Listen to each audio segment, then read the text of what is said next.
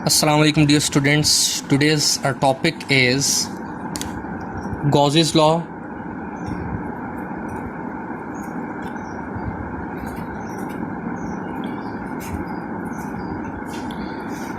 बच्चों जैसे हमने इलेक्ट्रिक फ्लक्स लास्ट टॉपिक में पढ़ा for any open surface for any area element, हम इसी तरह इलेक्ट्रिक फ्लक्स फाइंड करना चाहते हैं फॉर एनी क्लोज्ड सरफेस जो बंद हो।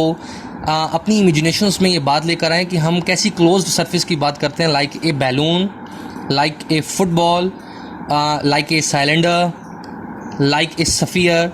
कोई भी इनक्लोज्ड सरफेस जिसके अंदर चार्ज मौजूद हो, हम उस चार्ज से आने वाला बेटा जो इलेक्ट्रिक फ्लक्स होगा उस सरफेस के लिए वो फाइंड करना चाहते हैं। तो हम कंसीडर करते हैं एक इनक्लोज सरफेस जो कि हमने अपने लास्ट टॉपिक में भी किया था जब हमने इलेक्ट्रिक फ्लक्स फाइंड किया था थ्रू ए क्लोज सरफेस। हमारे पास बेटा एक स्फीयर है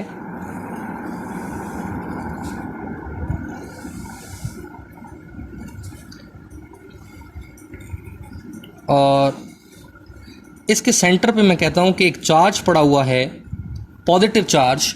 और ये पॉजिटिव चार्ज इसलिए दिखा रहा हूँ क्योंकि बेटा इसकी इलेक्ट्रिक फील्ड जो है उसकी डायरेक्शन हमेशा आउटवर्ड है। सो इसकी इलेक्ट्रिक फील्ड लाइन भी हमेशा कहीं आउटवर्ड ही जाती होगी और ये हर डायरेक्शन में जाती है, अप डाउन लेफ़्ट राइट, बेटा हर एक डायरेक्शन में इसकी इलेक्ट्रिक फील्ड लाइन जाती है। अब मैं फाइंड ये करना चाह रहा हूँ कि इस क्लोज सरफेस से जो टोटल इलेक्ट्रिक फ्लक्स होगा इस चार्ज का वो कितना है। तो इस चार्ज से आने वाले इलेक्ट्रिक फ्लक्स को फाइंड करने के लिए बेटा हम गॉसेस लॉ से हेल्प लेते हैं, जिसके लिए सबसे पहली हमारे पास जो कंडीशन है वो ये कि हमें इस क्लोज सरफेस को बेटा डिवाइड करना पड़ता है into the infinitesimal small area elements, कि जिससे हमारे पास आने वाला इलेक्ट्रिक फ्लक्स कांस्टेंट हो जाए। सरफेसेस को इतना छोटा डिवाइड करना है आपने, इतने छोटे टुकड़ों में डिवाइड करना है कि हर एक टुकड़े से आने वाला इलेक्ट्रिक फ्लक्स कांस्टेंट हो जाए। तो और बेटा ये यहाँ पर हमारे पास यहाँ से गुजरने वाली इलेक्ट्रिक फील्ड लाइंस और इस सरफेस से जो नॉर्मल टू एरिया होगा वो हमारे पास है यहाँ पर डेल्टा ए। डेल्टा ए बेटा इसीलिए लिखा जाता है क्योंकि हमने बहुत छोटे छोटे टुकड़ों में इसको डिवाइड कर रखा है। So infinitesimal small area element is represented by delta A. अब जब इस छोटे टुकड़े से इलेक्ट्रिक फ्लक्स गुजरेगा, इसी तरह हम और भी इन्फिनिटेसिमल पार्ट से इलेक्ट्रिक फ्लक्स को फाइंड करेंगे, फिर तमाम तर इलेक्ट्रिक फ्लक्स को हम ऐड करेंगे तो हमारे पास वो टोटल फ्लक्स आ जाएगा फॉर दिस क्लोज सरफेस। अब गॉसेस लॉ बेटा क्या डिफाइन करता है, वो कहता है कि जब कभी भी आप एक चार्ज या मल्टीपल चार्जेस को किसी क्लोज सरफेस के अंदर रखते हैं तो उन चार्जेस की इलेक्ट्रिक फील्ड इंटेंसिटी को अपोज करता है कोई भी मीडियम जो उस सरफेस के अंदर मौजूद है। जैसे मैंने यहाँ पर एक बेटा सफियर कंसीडर किया है, इस सफियर के अंदर अगर और कुछ भी नहीं है तो हवा तो है, फ्री स्पेस तो है। अब ये फ्री स्पेस भी किसी भी इलेक्ट्रिक चार्ज की फील्ड इंटेंसिटी को अपोज करता है, उसकी वैल्यू को कम करता है। और कितना कम करता है बेटा, जितना उसकी परमिटिविटी कांस्टेंट है।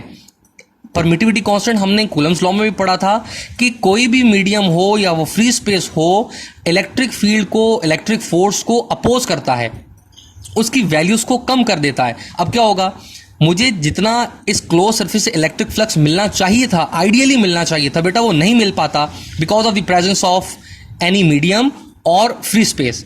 अब कितनी अपोजिशन आई होगी, कितनी वैल्यू कम हुई होगी, जितना उस मीडियम का बेटा परमिटिविटी कांस्टेंट है। तो डेफिनेशन में हम क्या बात करेंगे कि इस सरफेस से आने वाला जो टोटल इलेक्ट्रिक फ्लक्स है वो टोटल चार्जेस के बराबर होगा, लेकिन उसमें आने वाली जो अपोजिशन है वो अपोजिशन बेटा एप्सिलॉन नॉट जो है वो इसके प्रोडक्ट में शामिल होगा, जो कि रेसिप्रोकल फॉर्म में हम यहाँ पर इक्वेशन में लिखेंगे भी। सो डेफिनेशन क्या है, हम लिखते हैं the flux through any closed surface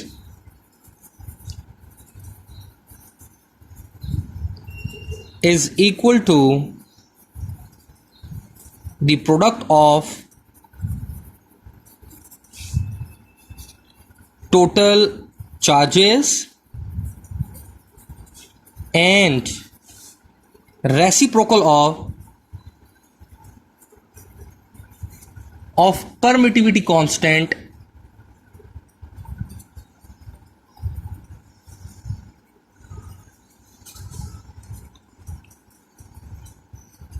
यानी एप्सिलॉन नॉट की बात की जा रही है।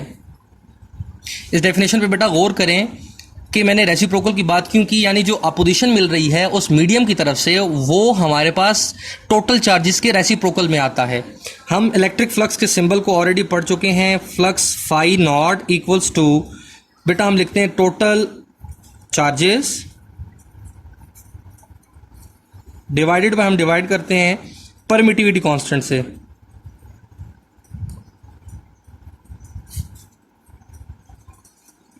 और ये इक्वेशन बन जाती है flux phi not equals to charges q divided by epsilon not.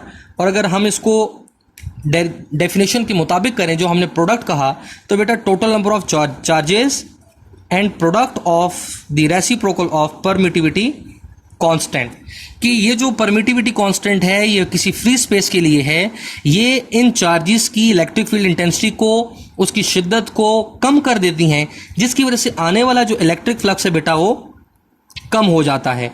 इसका मतलब ये है कि अगर हम किसी ऐसे मीडियम की बात करते हैं जो हमारे चार्ज की फील्ड इंटेंसिटी को अपोज नहीं करता, उसकी वैल्यूज को कम नहीं करता, तो हमारे पास जो आने वाला फ्लक्स होगा हम कह सकेंगे total flux through a close surface is equal to total number of charges for ideal case. लेकिन क्योंकि अब हमारे पास आइडियल केस तो है नहीं, कोई ना कोई मीडियम बेटा मौजूद होता है, तो जब कोई ना कोई मीडियम मौजूद है तो वो मीडियम हमारी इस इलेक्ट्रिक फील्ड इंटेंसिटीज को कम करेगा। इसके कम हो जाने की वजह से हमारे पास इलेक्ट्रिक फ्लक्स में भी कमी आएगी, तो उस कमी को रिप्रेजेंट करते हैं हम with the reciprocal of the permittivity constant, जिसे हमने 1/एप्सिलॉन नॉट के साथ रिप्रेजेंट किया है। अब बच्चों हम कंसीडर करते हैं कोई भी इरेगुलर शेप्ड क्लोज सरफेस, क्योंकि लाजमी नहीं है कि हमारे पास कोई सफ़ियर हो, कोई फुटबॉल हो, कोई बैलून हो, या कोई ज्योमेट्रिकल शेप्ड क्लोज सरफेस हो। कोई भी इरेगुलर शेप्ड ऑब्जेक्ट हो सकता है, और वो इरेगुलर शेप्ड ऑब्जेक्ट कुछ इस तरह से भी हो सकता है। अब इसके अंदर बेशुमार चार्जेस हम दिखाते हैं, मल्टीपल चार्जेस की बात करेंगे। मैं एक को नाम दे देता हूँ Q1, दूसरे को नाम दे देता हूँ Q2, इसी तरह Q3 में, और इसको कह देता हूँ QN, ये बन जाएगा Q4। बहुत सारे चार्जेस हैं। एन मतलब दिखाने का मतलब ये है कि बहुत सारे इसके अंदर चार्जेस मौजूद हैं, और हर एक चार्ज की बेटा इलेक्ट्रिक फील्ड होती है। और सपोज ये करते हैं कि तमाम तर ये पॉजिटिव ही इलेक्ट्रिक चार्जेस हैं। इन तमाम तर की इलेक्ट्रिक फील्ड लाइंस जो हैं वो डायरेक्टली आउटवर्ड हैं। हर डायरेक्शन से इलेक्ट्रिक फील्ड जो है वो आउटवर्ड जाना चाहती है। ये आपको तमाम तर चार्जेस के लिए इसी तरह से यहाँ शो कर रहा हूँ कि सबकी इलेक्ट्रिक फील्ड लाइंस बाहर हैं। अब क्या होगा कि जिस तरह हमने एक चार्ज के लिए बेटा जब इलेक्ट्रिक फ्लक्स फाइंड करना था तो हमने सरफेस को डिवाइड किया था इन्फिनिटेसिमल पार्ट में, इसके लिए भी हम इस पूरी क्लोज सरफेस को डिवाइड करेंगे इन्फिनिटेसिमल पार्ट में, और फिर हम हर एक छोटे एरिया एलिमेंट के लिए फाइंड करेंगे इलेक्ट्रिक फ्लक्स, और फिर तमाम तर इलेक्ट्रिक फ्लक्स को आपस में ऐड कर देंगे तो वो टोटल इलेक्ट्रिक फ्लक्स आएगा। तो अब गॉसेस लॉ की अगर हम इक्वेशन का इस्तेमाल करें तो टोटल इलेक्ट्रिक फ्लक्स बेटा किस तरह से आ सकता है, जो गॉसेस लॉ की हम डेफिनेशन से पढ़ चुके हैं या हमने गॉसेस लॉ में डिस्कस किया है। हम फाइंड करेंगे electric flux for the first charge, तो मैं उसे कह देता हूँ phi1। उससे आने वाला जो बेटा मेरे पास इलेक्ट्रिक फ्लक्स होगा फ्रॉम गॉसेस लॉ वो होगा Q1/एप्सिलॉन नॉट, उसकी वैल्यू ये होगी। इसी तरह मैं फाइंड करूंगा electric flux for the second charge, तो उससे आने वाला जो मेरे पास इलेक्ट्रिक फ्लक्स है कुछ इस तरह से होगा। इसे मैं कह देता हूँ चार्ज Q2/एप्सिलॉन नॉट, ये 2 है। सिमिलरली बेटा for n number of charges, तो nth इलेक्ट्रिक फ्लक्स हमारे पास होगा Qn/एप्सिलॉन नॉट। अब इन तमाम तर इलेक्ट्रिक फ्लक्स को क्योंकि हमने ऐड करना है, क्योंकि डेफिनेशन में लिखा हुआ था कि तमाम तर चार्जेस को हमने इकट्ठा करना है, टोटल चार्जेस, ठीक है। Total charges mean sum of all the charges. तो टोटल इलेक्ट्रिक फ्लक्स बच्चों हमारे पास आएगा phi total equals to flux for first charge, for second charge, और तमाम तर इलेक्ट्रिक फ्लक्सेस को ऐड कर दें फॉर ऑल द चार्जेस। अब इन तमाम तर वैल्यूज को इसमें पुट कर दें जो हमने ऊपर फाइंड की हैं, Q1/एप्सिलॉन नॉट प्लस Q2/एप्सिलॉन नॉट एंड Qn/एप्सिलॉन एप्सिलॉन नॉट। अच्छा, आप में से बहुत सारे बच्चों के जहन में एक सवाल आ रहा होगा कि सर हम एप्सिलॉन नॉट के अलावा भी कोई फैक्टर यूज़ कर सकते हैं। अगर बेटा यहाँ पर हमारे पास फ्री स्पेस के अलावा कोई मीडियम हो, यानी जो सरफेस हम जिस इनक्लोज सरफेस की बात कर रहे हैं उसमें अगर फ्री स्पेस के अलावा कोई और मीडियम हो तो हम एप्सिलॉन आर इस्तेमाल करेंगे, जो कि एक हमारा स्पेशल केस होगा। लेकिन हम क्योंकि अभी जनरल बात कर रहे हैं तो इसमें हम फ्री स्पेस की बात करते हैं, जो कि सबसे सिंपल है डिस्कशन में। सो इसके बाद हम तमाम तरह जो इलेक्ट्रिक फ्लक्स इनको ऐड करके एक फाइनल इक्वेशन निकालते हैं, तो देखते हैं कि हमारे पास गॉस लॉ के मुताबिक इस क्लोज सरफेस का इलेक्ट्रिक फ्लक्स क्या बनता है। तो बच्चों, मैं इन तमाम तर वैल्यूज को इकट्ठा करके टोटल फ्लक्स कुछ इस तरह से लिखता हूं, phi total is equals to total charges की, क्योंकि हमने बात की हुई है बेटा, तो तमाम तर चार्जेस को जब हम ऐड कर देंगे तो तमाम तर चार्जेस को रिप्रेजेंट करने के लिए हम इस्तेमाल करेंगे capital Q divided by epsilon not, या आप इस इक्वेशन को बेटा लिख सकते हैं phi T equals to Q into 1 over epsilon not, जो कि हमने डेफिनेशन में पढ़ा था। ये तमाम तर हमारे पास चार्जेस का कंबाइंड इलेक्ट्रिक फ्लक्स है थ्रू ए गॉसेस लॉ। और मैं एक साइड पर ये मेंशन कर देता हूं कि टोटल जो चार्ज मैंने लिखा वो कैपिटल Q था और ये किसके बराबर था, चार्ज Q1, चार्ज Q2 और उस इनक्लोज सरफेस के अंदर मौजूदा तमाम तर चार्जेस बेटा जो थे, जिन्हें हमने Qn तक नाम दिया हुआ था। तो ये हमारे पास इक्वेशन आ चुकी है गॉसेस लॉ की, जिससे हमने फाइंड किया किसी भी क्लोज सरफेस का नेट इलेक्ट्रिक फ्लक्स। इसी तरह बेटा हमारे पास इसकी और भी एप्लीकेशंस हैं जिनमें हम बात करेंगे, और वो एप्लीकेशंस हमारे पास हॉलो सफ़ीर हो सकता है, कोई चार्ज इनफाइनाइट शीट हो सकती है, पैरेलल प्लेट्स हो सकती हैं जो चार्ज्ड हों, जिनकी हम अपने नेक्स्ट लेक्चर में बात करेंगे। बेटा अब हम कंक्लूजन की बात करते हैं कि हमने गॉसेस लॉ में टोटल क्या चीज़ पढ़ी है, उसकी हम फाइनल डिस्कशन करते हैं और कंक्लूजन निकालते हैं कि क्या है असल में। सो conclusions,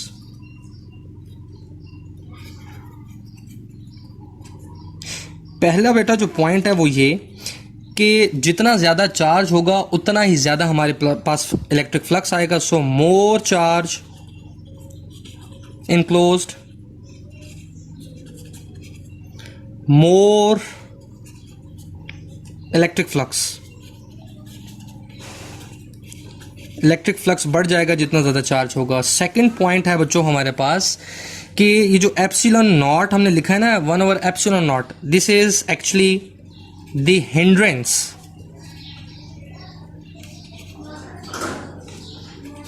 hindrance of free space,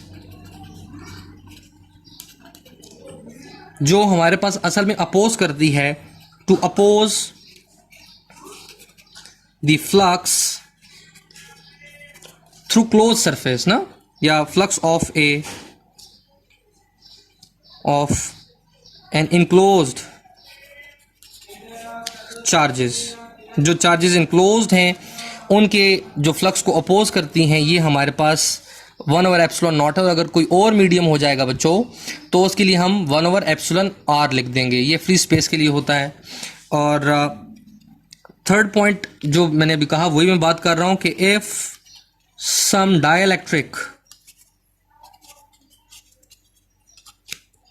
is enclosed, अगर कोई और डाइलेक्ट्रिक है तो डेफिनेटली उस डाइलेक्ट्रिक की फ्री स्पेस के मुकाबले में ज़्यादा हिंड्रेंस होगी। तो जब ज़्यादा हिंड्रेंस होगी तो बेटा हमारे पास जो आने वाला नेट फ्लक्स होगा वो पहले के मुकाबले में कम होगा। तो जब भी हम कोई और डाइलेक्ट्रिक इस्तेमाल करेंगे तो हिंड्रेंस जो है विल बी इंक्रीज्ड, ठीक है, वो हिंड्रेंस पहले के मुकाबले में बढ़ जाएगी और हमारे पास आने वाला नेट फ्लक्स जो होगा बच्चों वो कम हो जाएगा। नेक्स्ट क्लास में इंशाल्लाह हम एप्लीकेशंस ऑफ गॉसेस लॉ की बात करेंगे। इससे अगर कोई रिलेटेड आपको क्वेश्चन हो तो लाजमी डिस्कस कीजिएगा। नेक्स्ट क्लास तक के लिए इजाज़त दीजिएगा। अल्लाह हाफिज़।